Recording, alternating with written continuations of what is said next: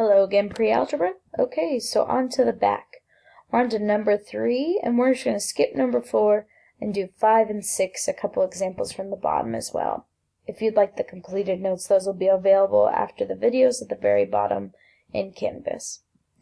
So, number 3, the graph below shows the number of miles driven after each hour of a road trip. And you can see they actually give us an awesome graph this time. So, looking at a graph, well, we have an up and down axis, and that represents the miles. Since it's up and down, that's going to be our y-axis. And then we have a left and right, a horizontal axis, and that's hours, so that's going to be our x. So, if we want to find the rate of change from 1 hour to 4 hours, or hour 1 to hour 4, really hour 1 is our start, and hour 4 goes to there. So we're looking at, well, what's the rate of change? What's the slope in between those functions? Well, we see we have an x and a y. Our x value, if we're starting for our first point, well, the first one's at hour 1. Well, at hour 1, the graph is all the way at the bottom. And we can see we're starting hour 1 at 60. Because really where I marked is the 0 axis. So here is hour 1, here's our starting point at 60 for a y value.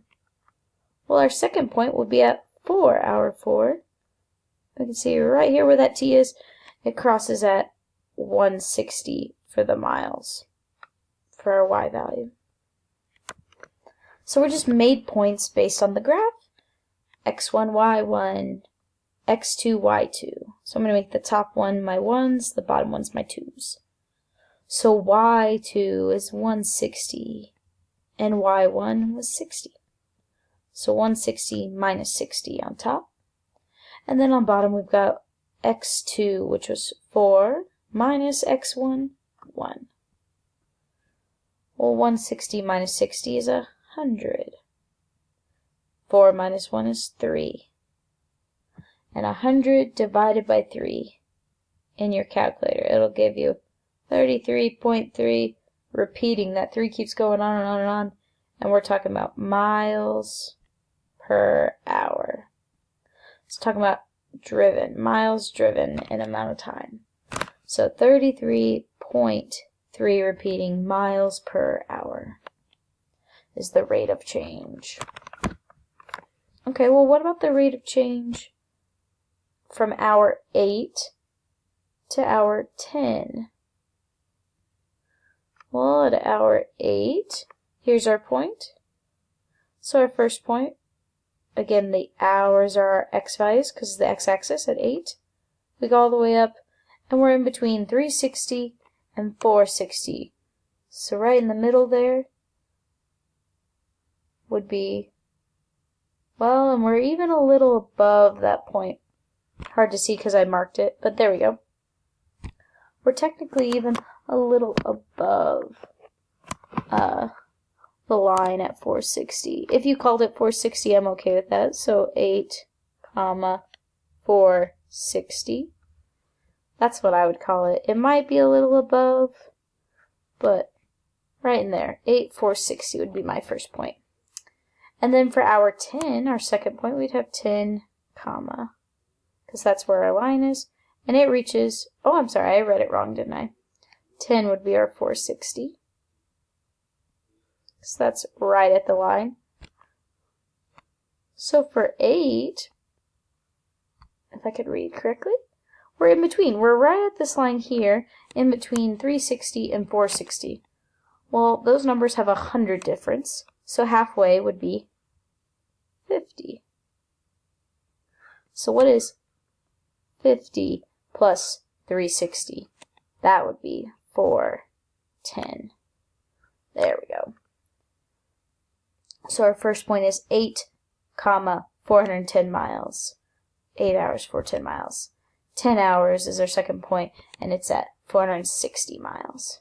So our slope, y2 would be 460 minus y1, 410. So the new minus the old. The new hours is 10, which is our x2, and x1 is 8. Well, 460 minus 410 is 50. 10 minus 8 is 2. Well, half of 50 is 25. And again, we're still talking miles per hour. So 25 miles per hour. We did slow down on that piece, which we can kind of tell this line has less, it's not as steep as this line was. So our first point had a steeper line than our last one, which was more narrowed out. And if we were to find that middle, well, that's very steep. So I bet it had even a higher slope, greater slope, I should say. But that's number 3. So use the x and the y given on the graph. And that's why we're not doing number 4. It's very similar. On number 4, your x's would be your years, and your y would be your water depth. If you'd like those, they're on the completed notes. Okay, last 2, 5 and 6. Ava started a savings account with $500. So that's when she started. After 6 months, her savings account balance was $731. Find the rate of change. Well, if she started the account with $500, starting would be 0. That time hasn't occurred. It's just, there's our start. No time has changed. Whereas in 6 months, her account balance was $731. So we've got 2 different times with 2 different dollar amounts. So those are going to be our points. The x will be our time. So our first one, we said 0 time had gone by. And the y will be our dollars. Well, $500 was put into the account. Well, for our second one, 6 months went by. So there's our time, 6 months. And $731 is the new amount. So when we find the rate of change, because we started, that's our 0, so that's our 0.1. And 6 months later, the newest one, that's our 0.2. So our y value for number 2 is 731, minus our y value for number 1, 500. And our x's, well, 6 months was our x2, and 0 months when we started was our x1. Well, 731 minus 500 is 231. 6 minus 0 is 6. Finally, 231 divided by 6. We don't know what that number is, so when we divide, we really get 38.5. And what are we talking about? We're talking about money in an account. So the rate of change, the dollars, in this case, we can see it increase in the account. So since we're talking about dollars, 38.50, $38.50 per month. Because month was our time. So the rate of change was $38.50 per month. So starting is always going to be our 0. So that our 0 is always going to be involved for that first point when we're talking about real life situations. Or almost always, I should say. And then x is typically our time. Okay, last one, number 6. An airplane is flying at an altitude of 36,000 feet when it begins its descent for landing. So currently, it was flying at 36,000 feet. 12 minutes into its descent, so 12 minutes later, it's at 29,400 feet. Find the rate of change. Well, it started its descent when it reached 36,000 feet. So no time had occurred, so that's where 0 comes in. And at 0, we were at 36,000 feet. So x is our time, and y is the feet. Well, 12 minutes went by, so 12 was our time. And then we're at 29,400 feet. So there's our 2 points. Slope is the change in y. So right now, we're at 29,400. That was our second y value. And we take away where we started, 36,000 feet.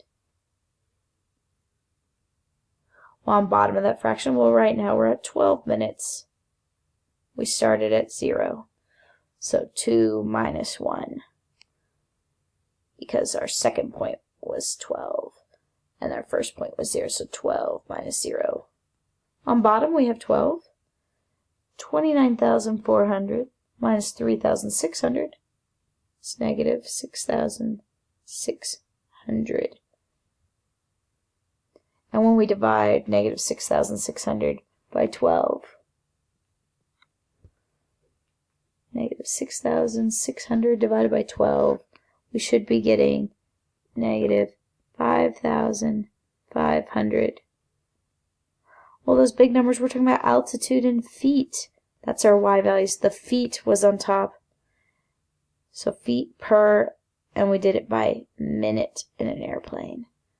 So since it's negative, they descended, they went down 5,500 feet per minute in their descent. So descent would be negative. So just like in problem number 5, we increased our money from $500 to $731, so the slope was positive. Well, if our count would have gone down, we took money out, then that would have been a negative number. So be thinking about that with real life situations. Does it make sense for my answer to be negative? Does it make sense for my answer to be positive? Again, if you'd like more notes, they'll be posted on Canvas to finish up. But I think you got the big idea, so good luck applying those applications today, and we'll practice some more tomorrow. Have a good day, guys.